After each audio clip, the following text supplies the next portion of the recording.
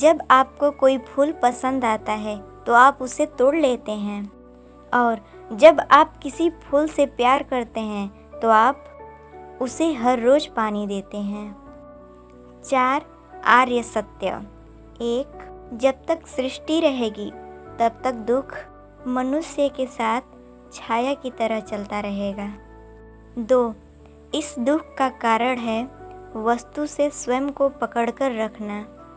वस्तु खुद सड़भंगुर है तो मानव क्या। 3 मुक्ति के लिए विवेक का जागना आवश्यक है। अपनी मन को हमेशा केंद्रित रखो, चाहे आए दुख की छाया या खुशी की प्रार्थना। बस अपने आप को एक जगह स्थिर रखो। 4 इस मार्ग पर दुख के बंधन टूटेंगे और सत्य की उपलब्धि होगी।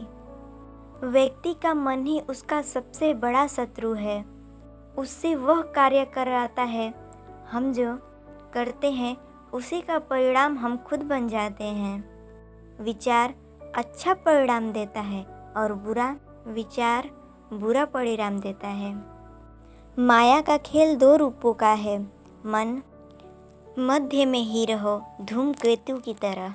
ना शरीर को सुखाओ और ना उसकी वासना को जगाओ, बल्कि एक जगह ही केंद्रित रहो।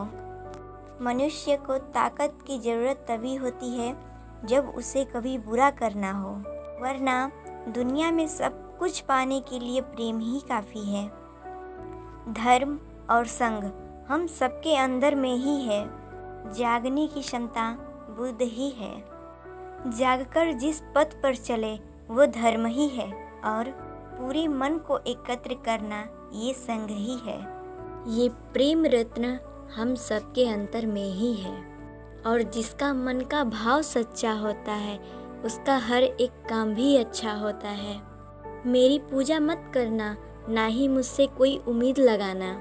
मैं कोई चमत्कार नहीं करूँगा। इस बीज को पैदा तुमने ही किया है, इसे दूर भी तुमको ही करना पड़ेगा। मैं तो केवल मार्ग बता सकता हूँ, मगर उस रास्ते पर तुम्हें ही चलना होगा।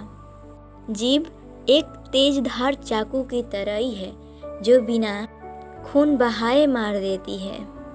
जोर से भयंकर कोई अग्नि नहीं, घृणा से भयंकर कोई जानवर नहीं, अविवेक से बढ़कर कोई जाल नहीं, लानत से बढ़कर कोई बाधा नहीं।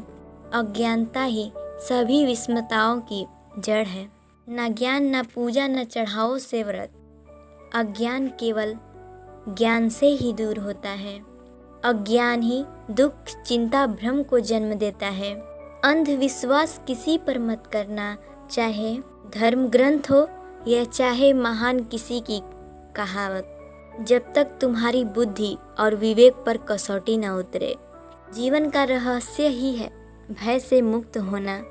कल क्या होगा तुम्हारा या मेरा, कल क्या होगा किसी पर ये निर्भर नहीं है। जैसे ही भय को अस्वीकार करोगे मुक्ति मिलेगी।